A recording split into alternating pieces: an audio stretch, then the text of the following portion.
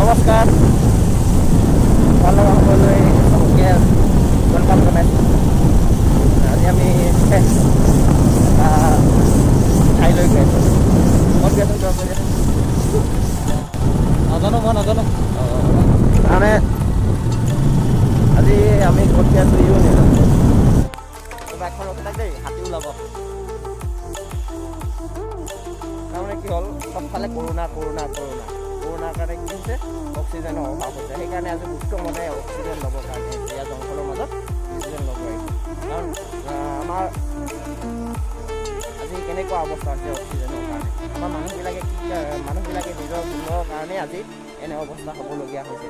সেইকাৰণে আজি ৰাতিপুৱাই উঠিয়েই প্ৰায় 40 জোপামানৰ কলগছ লগাই থৈ আহিছোঁ। আজি কলগছ লগাই কিনে তাৰপিছত দুইজনে গা ধুই আৰু এনেই ফুৰিবৰ কাৰণে ওলাই আহিছোঁ।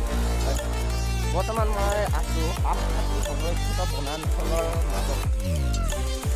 এনেকুৱা ধৰণৰ সংৰক্ষিত বনাঞ্চলবিলাক যদি সংৰক্ষণ কৰি ৰাখে, তেতিয়াহ'লে হয়তো আমি এনেকুৱা দুৰ্ভোগ যেনেদৰে দিল্লীয়ে যেনেকুৱা ধৰণৰ দুৰ্ভোগ ভুগিছে, তেনেকুৱা ধৰণৰ দুৰ্ভোগ নিশ্চয় আমি ভুগিবলগীয়া নহ'ব। তাৰমানে কি হ'ল, গৰমটো বাঢ়ি আহিছে ন, সেইকাৰণে সদায় ৰাতিপুৱা উঠাৰ লগে লগে বৰষুণ যদি এনেকৈ বনাই তেতিয়াহ'লে ভৱিষ্যত জীৱনটো এনেকুৱা ধৰণৰ হ'ব। সেইকাৰণে ৰাতিপুৱা উঠিয়েই প্ৰায় 40 মিনিট বতৰত পৰিছে, চাকৰি কৰিছোঁ। সেইকাৰণে গাত অকণমান ফ্ৰেছ হৈ অকণমান জিৰণি দিছোঁ। তাৰপিছত এতিয়া ওলাই আহিলোঁ অকণমান বাইকখন লৈ কিনে। বাইকখনতো এতিয়া এই সাতশীয় সংৰক্ষিত বনাঞ্চলত নিৰ্মল বায়ু, নিৰ্মল অক্সিজেন। কাৰণ দিল্লীত কেনেকুৱা অৱস্থা, যে অক্সিজেনৰ কাৰণে মানুহ আমাৰ ইয়াত অক্সিজেন যথেষ্ট আছে, মানে গছ গছনি আছে, মানে অক্সিজেন আছে বুলি নকওঁ, গছ গছনি আছে। কিন্তু আগতে যেনেধৰণে গছ গছনি আছে, সেই জংঘলখন নাথাকে। তেনেকুৱা ধৰণৰ জংঘল এতিয়া নাই। আমি সৰু হৈ থাকোঁতে গৰু চৰাবলৈ ইয়াতে এৰি দিওঁ। তাৰোপৰি এবাৰ বীৰবিচাৰ জয়ন্ত হাজৰিকাই কেইজনমান জংঘল যোৱা মানুহ মানে জংঘল যোৱা মানুহকেইজন যোৱাৰ পিছত ধৰি আনি আমাৰ ওচৰত আনি আমাক সুধিবলৈ পায়, অলপ জংঘল লাগিব নে মাটি লাগিব। তেতিয়া আমি ক'লোঁ আমাক জংঘল লাগে। জংঘলখন আছিল এতিয়া বিভিন্ন ধৰণৰ কাম, যেনেকুৱা গৰুকেইটা ঘৰৰ পৰা আনি জংঘলত মেলি দিওঁ, তেতিয়া যিটোৰ কাৰণে আমাৰ চিন্তা নাই। তাৰপিছত গাঁৱত যদি বিয়া সভা ওলায়, তেতিয়াহ'লে জংঘলৰ পৰা কৰি দিওঁ। সেইকাৰণে আমি ক'লোঁ আমাক জংঘলখন লাগে। আৰু সৰুৰে পৰাই যিহেতু প্ৰকৃতিপ্ৰেমী বুলি নকওঁ, সৰুৰে পৰাই পৰিৱেশ ভাল পাওঁ, সৰুৰে পৰাই এনেকুৱা ধৰণৰ পৰিৱেশৰ লগত চিনাকি আছে, তাৰমানে খাপ খাইছোঁ। এদিন লগৰ ল'ৰা এটাই এজোপা গছত উঠি লৈ প্ৰথমতে ডালবিলাক কাটি আছে। তেতিয়া তেখেতক কৈছোঁ এনেইনো কেলৈ ডাল কাটিব লাগে, এনেকৈ কওঁতে সি খং উঠিলে আৰু সি গৰুটো আমাৰ মাজৰ পৰা লৈ গৈ সি অকলে চালে। এনেকুৱা ধৰণৰ বিভিন্ন ঘটনা পৰিঘটনা স্মৃতি এতিয়াও আছে। আকৌ এতিয়া পৰিৱেশৰ এনেকুৱা অৱস্থা, যথেষ্ট দুৰ্ভোগ ভুগিবলগীয়া হৈছে আমাৰ মানুহবিলাকে অক্সিজেনৰ কাৰণে।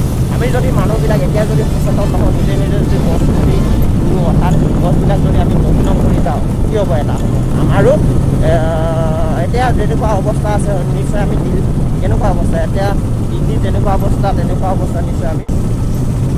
তাৰপিছত এতিয়া ভাগৰি পৰিলোঁ যে এতিয়া যাম আৰু হাঁহ কাটি নেপালী হোটেলতে দুটাই চাহ একাপ খাই আকৌ ঘৰত আহি কিনে আকৌ ৰাতিপুৱা হ'লে ভাবিবই লাগিব কি কাম কৰিম, বা দিনটোৱে একদম দিনটো মানে খালীকৈ গ'লে মানে ভাল নালাগে। যদি কিবা এটা কৰিব পাৰোঁ তেতিয়া মনটো ভাল লাগিব। এতিয়া এয়া মাস্ক পিন্ধি আহিছোঁ, হেণ্ড চেনিটাইজাৰ অনা নাই, ঘৰত হেণ্ড চেনিটাইজ কৰিব লাগিব।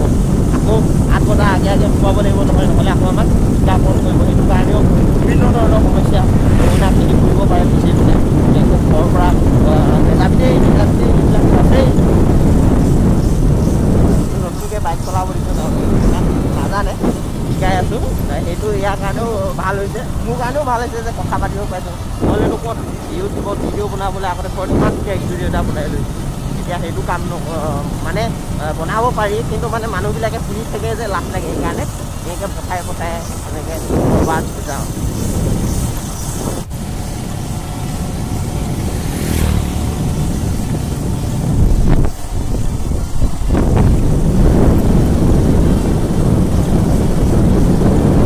আপোনালোকক এটা অনুৰোধ জনাইছোঁ যে মোৰ এই ভাল লগা সময় চেনেলটো প্লিজ ছাবস্ক্ৰাইব কৰি দিছোঁ।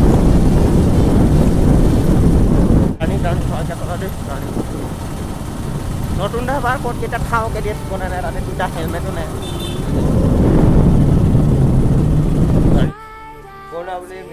মিঠাই তাৰমানে 10 টকা লৈতো সেইকাৰণে আজি তাৰমানে 5 টকাকৈ দি আছে বুলি কালি নিউজত ওলালে সেইকাৰণে হোটেলখনৰ নাম ভানু হোটেল কাষাতিত পায় আপোনালোকে কেতিয়াবা আহিলে খাই যাব ভালকৈ চাহ মানে আমাৰ ভাইটি হয় এতিয়া গ্ৰেজুৱেশ্যন কৰি আছে গ্ৰেজুৱেশ্যন কৰি আছে লকডাউন যে মানে কলেজ বন্ধ যে এক্সাম আছিলে পষ্টপন হৈ গ'ল আহি চাই আছে আহি চাই এতিয়া মানে পষ্টপন হৈ যোৱাৰ কাৰণে এতিয়া বিজনেছত লাগি আছে ভাল লওক এতিয়া গাখীৰ বেছিকৈ দি কিনে বনাব আৰু আমাৰ কাৰণে চাহকাপ ন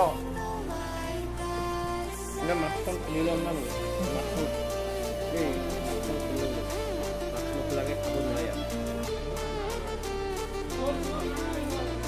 মাছখন বনাইছোঁ ঠিকে বনাইছোঁ যদি ইয়াতে ফুটা এটা দি দিয়া হ'লে পিঠা এটা দিয়া হ'লে তেতিয়াহ'লে মাছ নোখোলাকৈ চাহ খাব পাৰিম